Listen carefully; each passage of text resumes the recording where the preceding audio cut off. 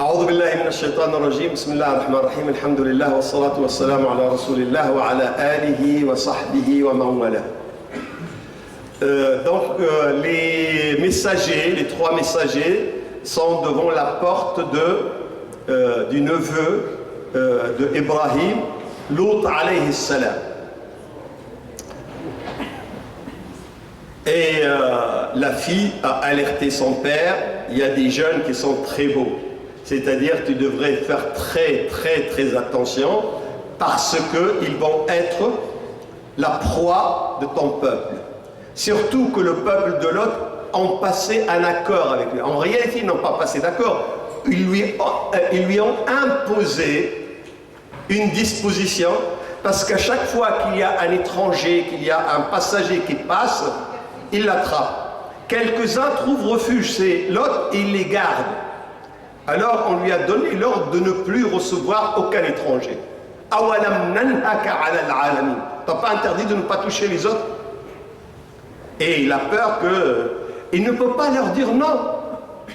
Parce qu'il a appris qu'il devrait recevoir l'invité. Et surtout, ce sont des étrangers, ils ne sont pas de la ville. Il devrait les servir. Seulement, qu'est-ce qu'il a fait? Il les a fait rentrer, il a fermé la porte, il a donné l'ordre à ses enfants et à ses domestiques de ne pas sortir de la maison, de ne rien dire. Seulement, malheureusement, sa femme, sa propre femme, elle est partie alerter le peuple et elle leur a dit: si vous voyez ce qu'on a chez nous, vous n'avez jamais vu des gens aussi beaux. La perversion commise par ce peuple, elle est innommable. On va en parler. Mais est-ce qu'on peut trouver dans une mosquée ou dans une association quelqu'un qui peut être aussi pervers et qui peut passer à la télé et dire: moi je suis un imam homosexuel, ou moi je suis une prédicatrice lesbienne, ou moi je suis un musulman mais je crois dans le Coran mais pas dans la parole du prophète, mais moi je suis un musulman mais je ne pense pas que dans l'islam il y a l'économie ou le social ou la politique. Est-ce qu'on peut trouver chez les musulmans?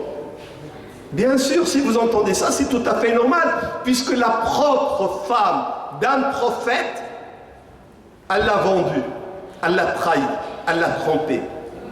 Et elle était du côté de la perversion contre son propre mari qui était prophète. Donc si jamais, moi, quand les gens viennent, mes étudiants viennent me dire: t'as vu ce qu'a dit l'imam là, ce qu'a dit... C'est normal, il n'y a rien de neuf. Lisez votre livre, lisez l'histoire, lisez le Coran, vous allez trouver qu'ils ne font que répéter. Il y a des endroits, des plages, mais il y a des clubs, il y a maintenant des espaces, il y a maintenant carrément presque des quartiers de nudistes. Ici en France, les plages nudistes, ce sont des dizaines et des dizaines. Mais il y a des bâtiments, il y a des endroits où il y a des... ce ne sont pas eux qui ont inventé cette histoire. Ça a été inventé à l'époque de Lot. Le peuple de Lot, il a inventé toutes les perversions sexuelles qu'on connaît aujourd'hui. Toutes. Là, on a des nudistes, on a parfois des transgenres ou des homos ou des lesbiens ou des transsexuels, mais tout ça a été inventé, et pire que ça. On a de la sexualité en groupe, ce qu'on appelle des orgies, on a tout ce qui n'est pas normal, l'a été inventé à l'époque de Lot alayhi salam. Son peuple, il a inventé toutes les choses et c'est pour ça le Coran dit: Ma sabaqakum biha min ahadin min al-alam. C'est vous qui avez inventé ça. Ce sont eux les premiers qui ont fait ça. Et comme nous allons rentrer dans une zone où il y a un carré blanc, j'ai laissé quelque chose pour maintenant. Je vais revenir un peu en arrière. Je vous ai dit que Ibrahim alayhi salam, il a eu l'ordre d'aller visiter la Mecque, voir son fils, quand son fils il avait l'âge d'un adolescent, presque 13 ans. Ibrahim, il est parti, il a fait 3 choses. Il a construit la Kaaba, il a essayé d'égorger son fils, Mais il a fait quelque chose avant. C'est quoi?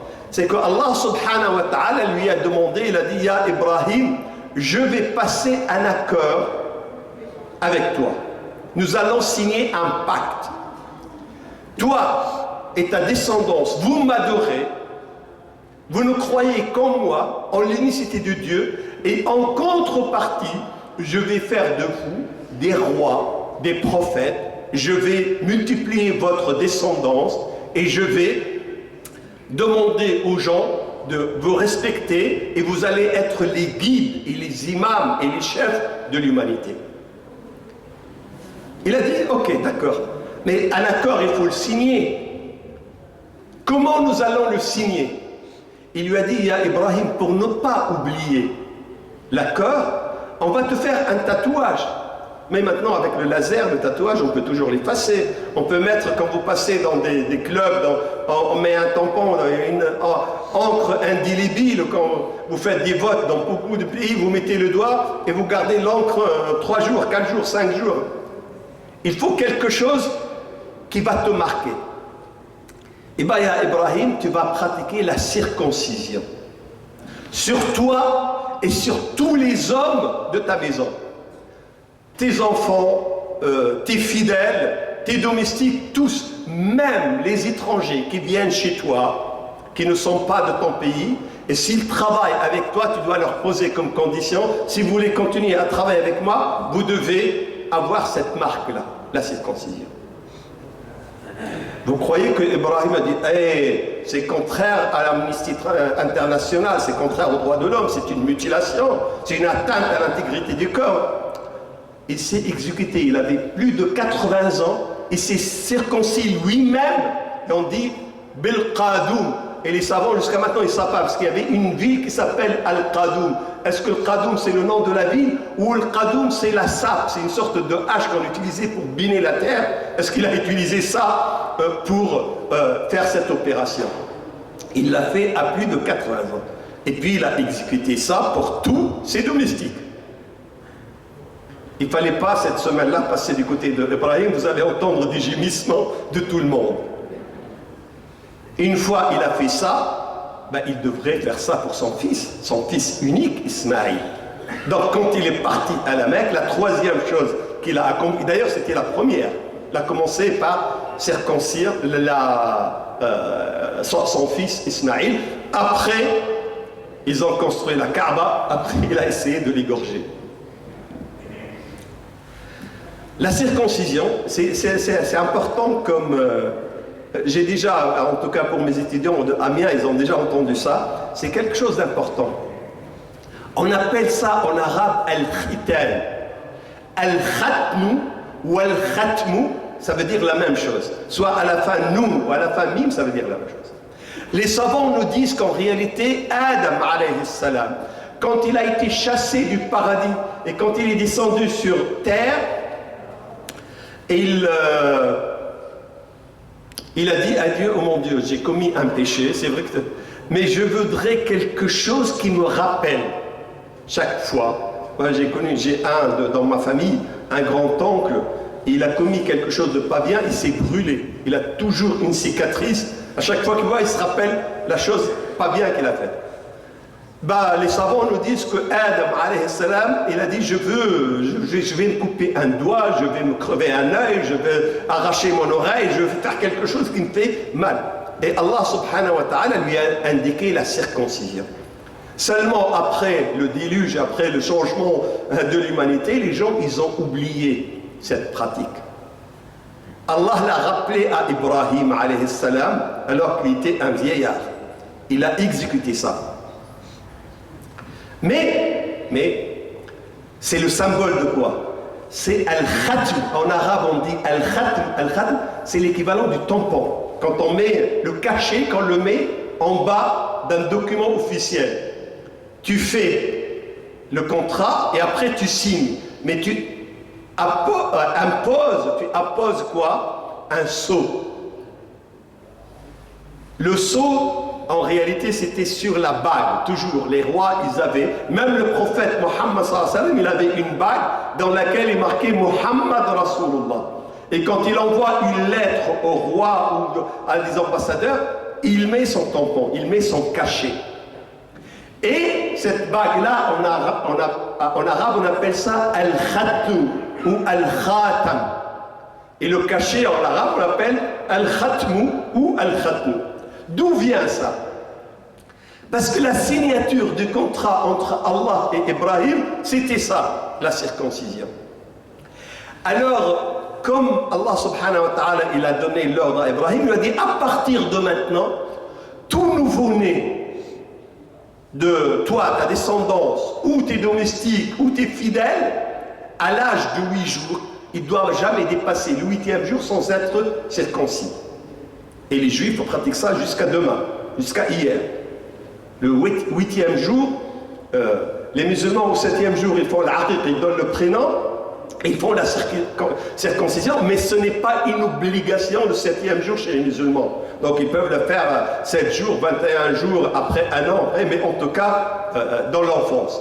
Pour les Juifs, le 8e jour, ils font la circoncision. Jusqu'à maintenant, ils respectent ça. Seulement les mamans, quand on va procéder à cette opération, c'est une opération de mutilation, la maman, elle est tellement fière, elle est tellement contente que son fils rappelle le cachet avec Dieu. Ils prennent ce morceau de peau qui a la forme d'un anneau, ils le mettent à sécher. Et les gens, à l'époque d'Ibrahim, ils prenaient ce morceau de peau, ils l'accrochent pour qu'il sèche et ça devient un anneau. Et les mamans, elles mettent cet anneau dans le doigt pour rappeler ça. Et nous avons gardé ça jusqu'au jour d'aujourd'hui. On ne sait pas d'où vient, pourquoi, pour le mariage. Le mariage, c'est un contrat. Comment on appose? Eh bien, on met, en réalité, moi je l'ai en argent, vous l'avez peut-être en or, mais au début, c'était en chair, vraiment de la chair. On a gardé cet anneau-là, on ne sait pas d'où ça vient, mais voilà l'origine de ça pour dire.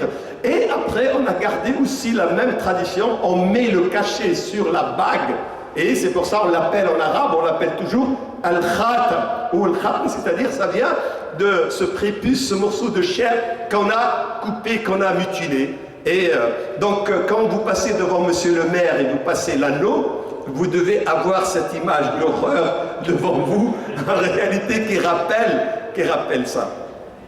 Donc voilà, j'ai laissé cette parenthèse à la fin pour vous parler, puisqu'on va rentrer dans ce qui est interdit au moins de 16 ans. Qawm Lot, ils ont inventé quelque chose. Ils ont délaissé leurs femmes pour avoir des relations intimes avec les hommes. Et ils ont laissé l'intimité pour avoir ces relations dans les clubs, devant tout le monde. Ils ont laissé la pudeur pour faire ça devant tout le monde. Les Grecs, ils ont pris une partie de ça. Ils font ça dans des clubs. On appelle ça symposium. Le symposium, c'est une réunion qui a été organisée pour offrir des jeunes garçons à des hommes d'affaires ou des gens qui ont signé un contrat, qui ont gagné quelque chose. On lui offre quoi? On lui offre un jeune garçon pour passer la nuit. Et on vient partager avec lui le cadeau. Dans la Grèce antique, à Athènes, c'était une pratique pendant des siècles et des siècles. Les Qawm Lut, ils ont fait ça. Et si jamais ils continuent à faire ça, qu'est-ce qui va se passer? Si jamais ils ne vont plus avoir de relations avec les femmes, ils n'auront des relations qu'avec les hommes. Quelle est la finalité de ça? Ils vont disparaître. Eh bien, Dieu les a fait disparaître. Puisque finalement, vous allez disparaître de vous-même, mais seulement on va vous faire disparaître plus tôt pour donner une leçon à l'humanité tout entière. Et c'est pour ça, Dieu, il nous a fait disparaître. Et Lot, à l'âge de 35 ans, il a été envoyé. Imaginez la mission qu'il a. Alors, imaginez des gens qui n'ont plus de pudeur, qui se baladent tout nus, qui pratiquent des relations interdites avec des hommes devant tout le monde. Les gens regardent et commentent. Et ils ne ferment pas les fenêtres et les portes. Est-ce que ces gens, quand ils arrivent à ce stade-là, est-ce qu'ils vont avoir peur ou honte de voler des voyageurs, de couper la route à des voyageurs ou des caravanes de trafiquer le poids, de trafiquer les contrats, de falsifier les documents? Bien sûr que non. Et comme l'autre, ils ont fait tout ça. Ils coupent la route à des caravanes, ils volent la marchandise, ils prennent les hommes, ils les violent et ils les laissent. Et si jamais ils contestent, ils les tuent. Et chacun chez lui, il a un chapelet. Il a des trophées pour dire avec combien d'hommes il a couché et combien d'hommes il a volé, etc. Et quand on rentre, celui que sur l'étagère de la bibliothèque, il a le plus de trophées, il est considéré le meilleur d'entre eux. Alors quand la femme de l'autre, elle est partie leur dire, voilà, nous avons eu des invités, ils sont venus tous. Ils savent qu'ils étaient 3. Ils ne peuvent pas tous coucher avec 3 hommes, mais c'était réservé à leur chef. Et les autres, c'était là pour voir et encourager. Et l'autre a commencé à négocier avec eux. La tafdahouni fi dhayfi, ne faites pas un scandale, ce sont des invités. Comment voulez-vous que je vous livre mes invités? Et non, on t'a interdit d'accueillir chez toi des étrangers. On t'a interdit de servir de refuge pour les nécessiteux. On t'a interdit de faire le bien. Est-ce que ça vous rappelle quelque chose? Est-ce que dans nos pays, dans nos nations, aujourd'hui, est-ce que vous croyez qu'il y a des sociétés qui interdisent de faire le bien? Est-ce qu'il y a des sociétés qui imposent le mal par la force de la loi et qui empêchent le bien par la force de l'autorité de la loi? Regardez les pays dans le monde, vous allez trouver dans pratiquement tous les pays, nous avons ça. Le peuple en entier interdit à quelqu'un de faire le bien. Ils sont tous d'accord. Donc quand il y a un gouvernement qui décrète une loi injuste, si le peuple laisse faire, le peuple il est complice avec le gouvernement. Quand le pharaon il a décidé d'exterminer Bani Israël et le peuple a laissé faire, Allah subhanahu wa ta'ala qu'est-ce qu'il a dit?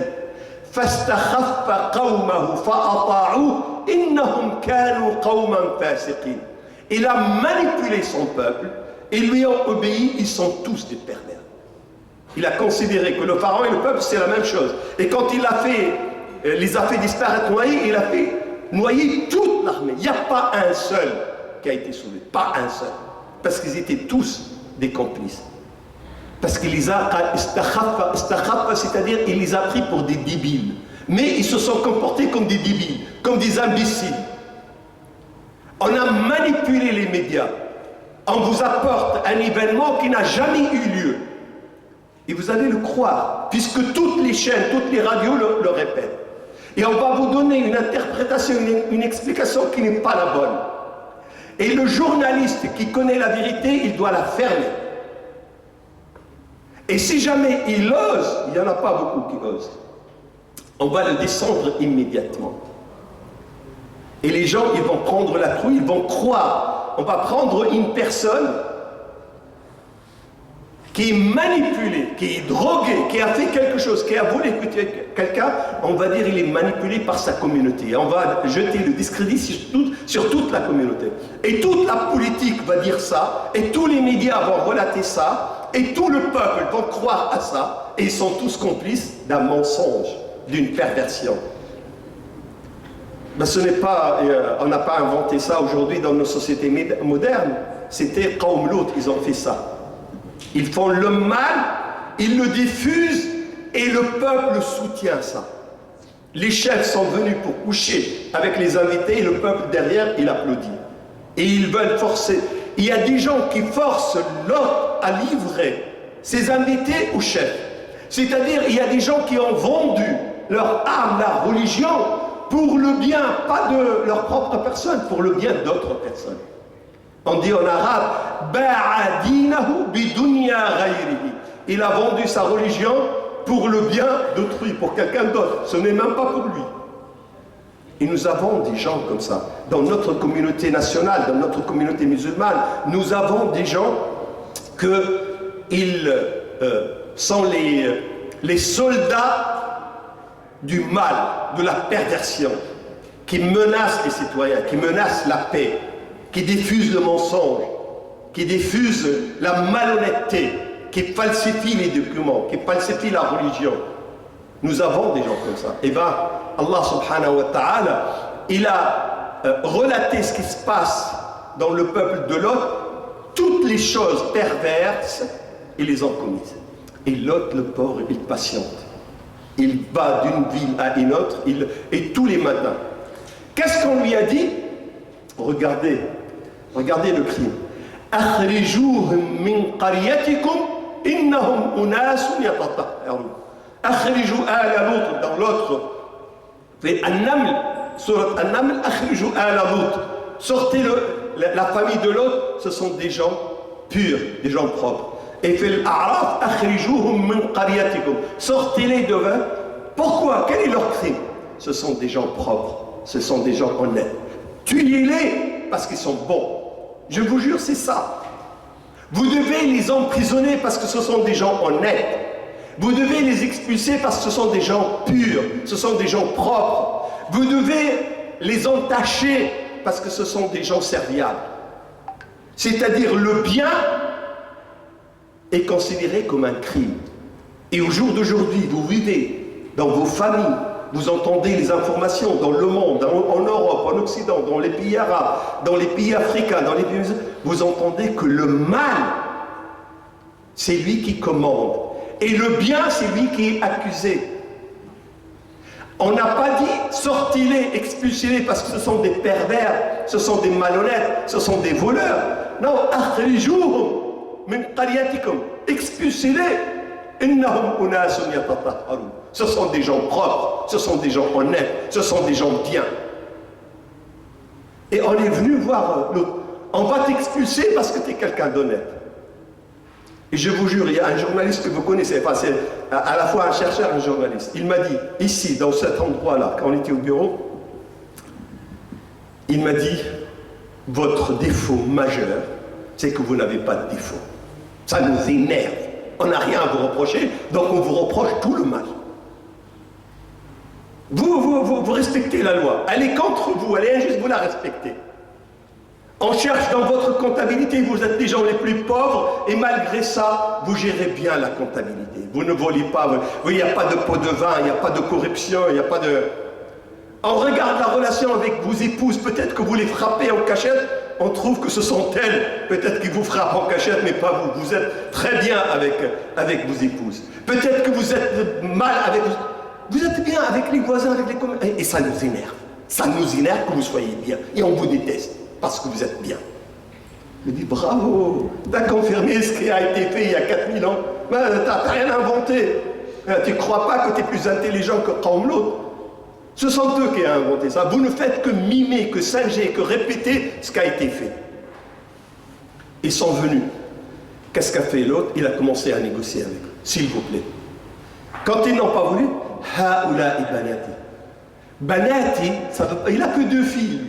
Et ils sont une population. Il y a les 3 chefs. Chaque chef, il veut un de ces 3 invités. Il a dit banati, voilà mes filles. Mes filles, c'est-à-dire, comme il est prophète, toutes les femmes sont les filles des prophètes. Les prophètes sont considérés comme les papas des croyants. Voilà les femmes, vous avez des femmes, vous avez une alternative. Pourquoi?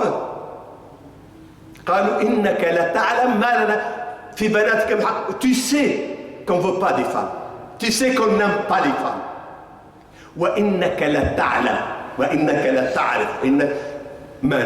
Tu sais ce qu'on veut. Regardez le Coran avec beaucoup de pudeur, mais quand il dit tu sais ce qu'on veut, quand ils lui disent tu sais ce qu'on veut, vous pensez à quoi vous avez su, il pense à quoi? Le Coran, il dit, et ça donne une profondeur beaucoup plus grande que s'ils avaient exprimé avec beaucoup de vulgarité ce qu'ils veulent. Tu sais ce qu'on veut. On ne veut pas. Et les anges, avant de rentrer, ils ont vu que l'autre n'était pas bien. Il a dit, mais qu'est-ce que tu as? Il a dit, j'aurais aimé que vous passez, vous ne restez pas, Pourquoi? Il leur a dit, cette ville-là, ce peuple-là, c'est un peuple pervers. Il dit, c'est pas grave, on ne va pas rester longtemps. Oui, mais vous ne les connaissez pas. Qu'est-ce qu'ils ont? Ils sont pervers. Ils ont attendu jusqu'à ce que l'autre répète 4 fois que son peuple est mauvais. Que le prophète témoigne 4 fois. Nous avons le témoignage quand c'est 4 fois. Quand le prophète a témoigné 4 fois contre son peuple, donc s'ils vont le châtier, ils le méritent. Puisque leur propre prophète a fait 4 témoignages contre eux. Et les anges, ils le font exprès. Mais c'est pas grave, on ne va pas rester longtemps. Jusqu'à ce qu'ils répètent. Non, ce sont des gens mauvais. Là, comme le prophète, il a témoigné contre son peuple, donc il mérite d'être châtié. Et il l'a laissé faire, il a négocié, il a proposé les vins. Là, je vais vous faire immédiatement mes 2 filles et choisissez n'importe quelle femme, je vais célébrer le mariage immédiat. Moi-même, je vais célébrer le mariage. Et prenez des épouses, prenez des femmes. Ils ont dit, on n'aime pas les femmes. Et on veut ces gens-là. Et à ce moment-là, il a dit, Hada yawmun asib. Oh là là, c'est une journée noire. Comment parce qu'il a le devoir de protéger les étrangers, de protéger. Il ne va pas les livrer, il ne va pas les donner, il n'y a pas la délation. Là, les voisins, ils écrivent, ces gens-là, la dame a un foulard et le monsieur a un barbe, ce sont des gens louches. On les a vus rouler dans une Mercedes, on ne sait pas comment ils l'ont eu la Mercedes. Puis il y a les impôts qui viennent. Vous avez eu la Mercedes, comment là? Et comment vous avez su? Eh bien, on a eu une lettre de dénonciation. Les gens, ils dénoncent. La majorité des gens qui ont été attrapés injustement l'ont été par la dénonciation, la calomnie par d'autres gens. Et lui, il n'a pas voulu que son peuple soit au courant, mais c'est sa propre femme qui a été les alerter. Donc ils sont venus, il a essayé de négocier, il a dit, ah, c'est une journée noire, je ne sais pas, je ne vais pas les livrer. Il a fermé la porte, il a pris son armure, il a pris son sac, il a dit, bon, ils ne toucheront pas à mes invités avant de me tuer. Il était là à se sacrifier pour protéger les autres. Il ne les connaissait pas, il y a un quart d'heure, il ne les connaissait pas. Mais c'est ça, l'honnêteté, c'est ça la loyauté. C'est ça être un croyant, c'est être au service du faible, de l'autre. Et quand ils ont vu qu'il est arrivé dans un désespoir absolu, on dit, ya Lut lan yasilu ilayk, t'en fais pas. Inna rusul rabbik, nous sommes des messagers. On est venu justement pour les punir. Seulement, on a attendu pour voir comment toi tu réagis. On a attendu que tu témoignes contre eux. Comme ça, c'est sûr, ils ne vont pas échapper à ça. Et on a attendu pour voir s'il y a d'autres croyants. Bien sûr, Allah subhanahu wa ta'ala, il sait. Seulement, Allah subhanahu wa ta'ala ne fait pas les choses parce qu'il les sait. Il fait les choses parce que ça mérite d'être fait. Il ne punit pas quelqu'un parce qu'il sait qu'il va être pervers. Il le punit parce qu'il est devenu réellement pervers, de son propre choix. Ce n'est pas Dieu qui nous demande d'être mauvais, c'est nous qui choisissons d'être mauvais. Il ne va pas punir tout en sachant qu'on va être mauvais, mais il ne va pas nous punir. Il va nous punir quand on devient réellement mauvais, et même là, il va suspendre la punition jusqu'à ce qu'on demande pardon. Si on ne demande pas pardon, si on ne se repent pas, il va punir. Mais si jamais on demande « Rabbi ighfirli », il efface. Là, c'est pas ce qu'ils ont fait. Alors ils l'ont rassuré. Et t'en fais pas, ferme la porte. Et Jibril, qui était un des 3 hommes là, hein, il a fait avec son aile comme ça, et ils ont tous perdu la vue. Ils ont regardé et pensaient que c'était une éclipse qui fait noir. Non, t'en fais pas. Demain matin, il va faire jour, c'était la fin de la journée. Ils pensent que c'est devenu noir, qu'il y a une coupure d'électricité, que ils allaient revenir, mais en réalité, ils ont tous perdu la vue. Ils ont commencé à se taper les uns contre les autres, contre les murs, etc. Ils attendaient le lendemain matin pour revenir et arracher les invités pour commettre la perversion avec eux. Seulement, il y a un plan qui était prédéfini minute par minute. Ils lui ont dit, sors avec les tiens, sauf ta femme. Et ne regardez pas derrière. Ce que vous allez voir n'est pas beau. Et la femme, elle a entendu ça, qu'elle fait exception, elle ne va pas sortir. Elle a compris qu'elle va être punie. Quand l'autre est sorti, juste avant l'autre, au moment où on fait as-suhour, quelques minutes avant l'aube, quand l'autre est parti avec ses 2 filles, la femme les a suivies pour échapper. Seulement, lui, il a eu l'ordre de ne pas regarder derrière. Elle a regardé. Et au moment où elle a regardé derrière, quand elle a tourné la tête, elle s'est figée au même moment. Elle n'a pas pu les suivre. Eux, ils sont partis, ils étaient sauvés. Et Jibril alayhi salam avec les anges, qu'est-ce qu'ils font? Il met l'aile. Jibril, il prend sa forme d'ange, il met son aile sous les 4 villes. Il y en a 5. Il y a la ville vers laquelle est parti l'autre, qui a été sauvé parce qu'il n'y a pas beaucoup de perversion. Il prend les 4 villes, il les soulève, il les renverse. Et aujourd'hui, vous pouvez aller voir ça. Vous allez voir que les cheminées sont par terre et que le sol c'est en haut. Il les a renversées. Les 4 villes, il les a soulevées au ciel et puis il les a renversées. Et après, il y a eu un chapelet de pierres. Ce sont des bombes personnelles. Sur chaque, c'est comme aussi, c'est le même caillou, les mêmes bombes qui ont été envoyées sur l'armée de Abraham. Sur chaque caillou, il y a le nom de la personne. Ça, c'est ce qu'on appelle la frappe chirurgicale. C'est pas ce que font l'Amérique. Ils tuent des centaines d'innocents, ils bombardent des hôpitaux, ils disent que c'est une frappe chirurgicale. Non, la frappe chirurgicale, c'est que Allah subhanahu wa ta'ala, la balle ne touche que la personne. Il y a le nom de la personne, Musawwama. Musawwama, c'est-à-dire tout est indiqué sur la balle. Elle descend, elle traverse la personne. La personne, sa tête, elle est en bas. Elle le traverse par haut. Vous savez, l'armée de Abraham, je vous ai dit, la balle, elle rentre par la tête, elle sort par le derrière. Là, comme c'est le derrière qui est accusé, c'est le contraire. La balle, elle rentre par le derrière, elle sort par la tête, puisqu'ils étaient renversés. Et tous, comme ça. Et il y a quelques-uns, les chefs, ils ont eu un chapelet, 3-4 balles, en même temps. Et Allah subhanahu wa ta'ala, il a dit, ils sont, ces villes, surtout la ville, la capitale de Sodome, elle est sur, ou Sodome, elle est sur la route des caravanes. Dit, vous allez les voir, vous passez la nuit et le jour.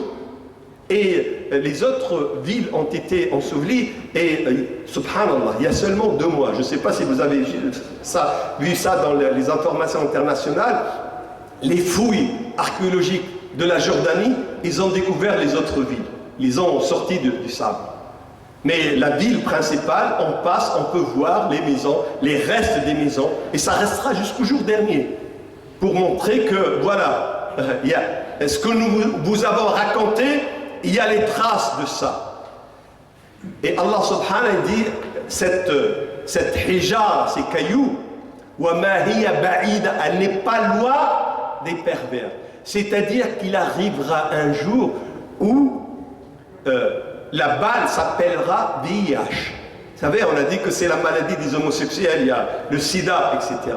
Mais c'est exact, ça ne touche que ça. Et il y aura d'autres choses. Seulement Allah subhanahu wa ta'ala, par la miséricorde de Mohammed, il ne va plus exterminer tout le monde, mais il va ponctionner par des maladies, par des épidémies, par des accidents, par des virus, et ça passe là. Et ne croyez pas que parce que toutes les lois ont été changées pour que la perversion, pour que la déviation sexuelle menace l'équilibre même de l'humanité, que c'est la liberté de la personne et c'est mon corps, je fais ce que je veux et j'ai le droit de faire ça. Bien sûr, tu as le droit de faire ce que tu veux. Moi, je ne peux rien pour toi. Je ne te juge même pas. Seulement, Dieu, il a un autre programme. Et il ne faut pas que tu t'étonnes si un jour on découvre qu'il y a un virus, on ne sait pas c'est quoi. Il y a une maladie, on ne sait pas c'est quoi. Il y a un accident, on ne sait pas c'est quoi. Et le premier accident qui va se passer, vous savez c'est quoi le premier accident? S'il y a plus de pervers sexuellement, il y aura moins d'enfants.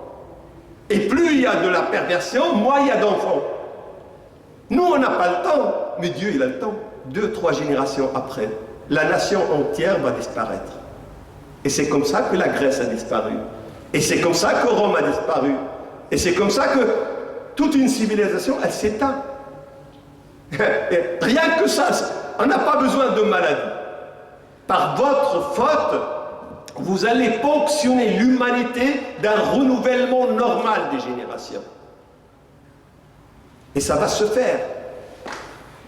Mais surtout, vous ne devez jamais avoir en tête que cette chose est banale parce qu'elle est permise. Est-ce qu'il y a dans cette salle-là quelqu'un qui peut me dire que le tabac c'est bien? Il y a combien de millions de personnes qui fument? Mais tout le monde, même ceux qui fument parmi vous dans la salle, savent que le tabac n'est pas bien. Il n'y a aucun avantage au tabac. Il donne une mauvaise haleine, c'est de l'argent qu'on brûle, il est la cause de cancer de poumon, de la gorge, de l'œsophage, etc. Hein? Ça n'a aucun avantage. Et pourtant les gens fument. Ce n'est pas parce qu'ils fument qu'on doit reconnaître que le tabac est bien. C'est comme celui qui a dit « J'ai tellement lu sur les dangers du tabac, tellement lu que finalement j'ai décidé d'arrêter la lecture. » On s'attend à ce qu'il dise « J'arrête le tabac, il arrête la lecture parce que là... » Personne ne vous dit que l'alcool c'est une bonne chose. Toutes les lois sont décrétées pour dire qu'un verre ça va, 2 verres, bonjour les dégâts. Tout le monde le dit, mais tout le monde boit. Et ceux qui décrètent les lois, ils ont baissé. Moi je me rappelle, quand je suis venu il y a 40 ans, c'était 1,8 g. C'est descendu à 1,7 g. Maintenant c'est 1,5 g, etc. Ils n'osent pas parce que... Mais ce n'est pas parce que tout le monde boit que l'alcool est bien. Ce n'est pas parce que tout le monde couche avec tout le monde que c'est quelque chose de bien. Surtout, on ne vous demande pas de juger, on ne vous demande pas. Mais dans votre cœur, vous devez dire le tabac n'est pas bon. L'alcool n'est pas bon. La perversion n'est pas bonne. Si vous ne pouvez pas, vous n'avez pas les moyens de changer ça par la démocratie, la législation, faites-le par le cœur. Allahumma inna hada munkar.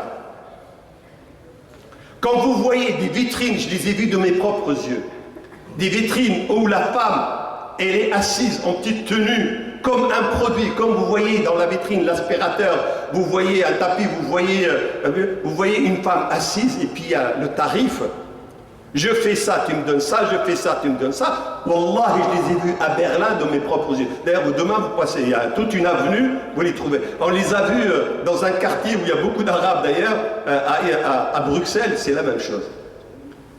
Et quand vous voyez dans d'autres villes, en Europe, dans la vitrine, il n'y a pas que des femmes.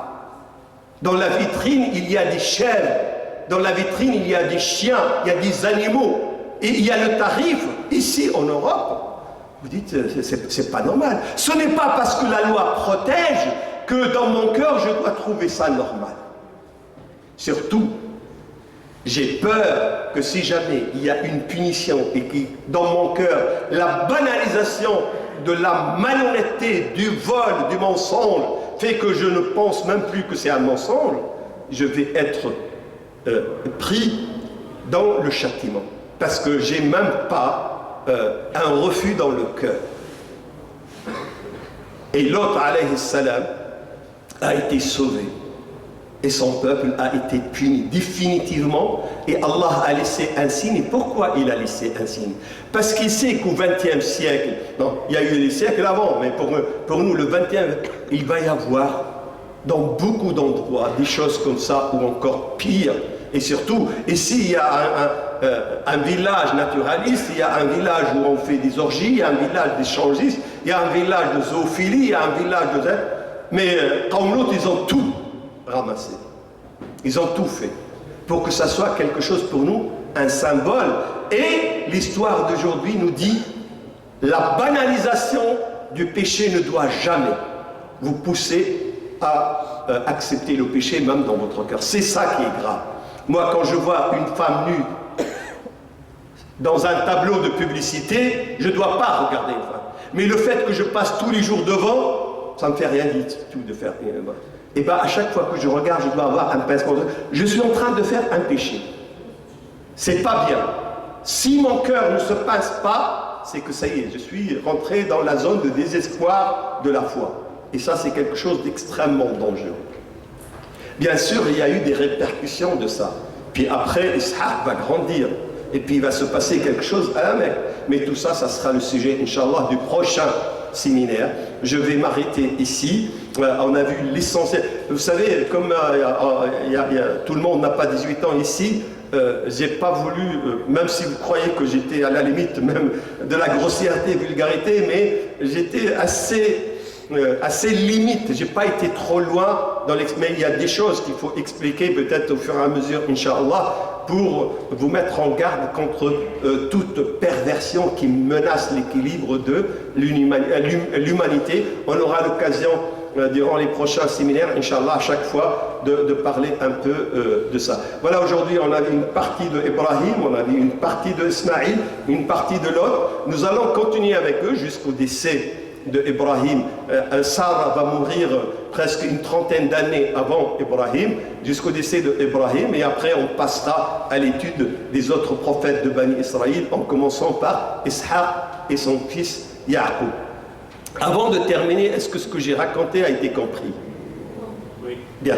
Donc, je ne sais pas où est-ce qu'il est le big boss Farid.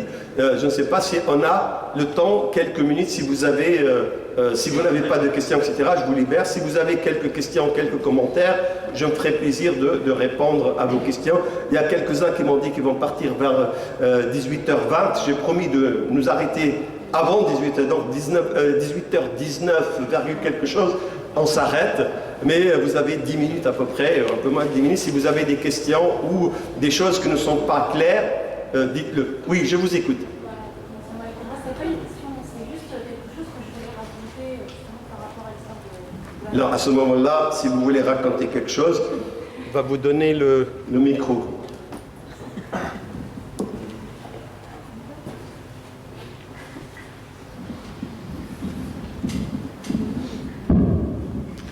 Vous savez, ce monsieur-là qui vous a donné le micro, il est là en train de travailler. Sa femme, elle est là en train de travailler. Son fils, il est là en train de travailler. Sa belle-fille, elle est là en train de travailler. Tout le monde est là en train de travailler. Barakallahu fi. Allah yahfadhu wa barik fi. Masha'Allah. C'est une expérience que je voulais partager avec vous parce que ça rentre parfaitement bien dans le contexte. On a eu l'occasion, d'ailleurs ma belle-mère aussi avec moi, on était partis en Palestine et en Palestine, alors je ne sais plus la ville, on était partis rencontrer les Samaritains. Et on a passé l'après-midi avec leur chef, entre guillemets, je ne sais plus comment on l'appelle, et on a découvert que les Samaritains ressemblaient presque comme deux gouttes d'eau aux musulmans, et d'ailleurs ils prient comme nous, exactement comme nous.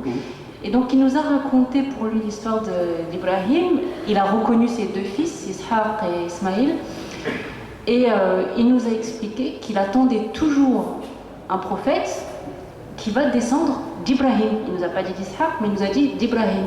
Alors je lui ai demandé, je lui ai dit, mais s'il descend d'Ibrahim, vous reconnaissez les deux garçons, il peut très bien venir aussi d'Ismaël comme d'Ishaq. Il m'a dit oui, tout à fait.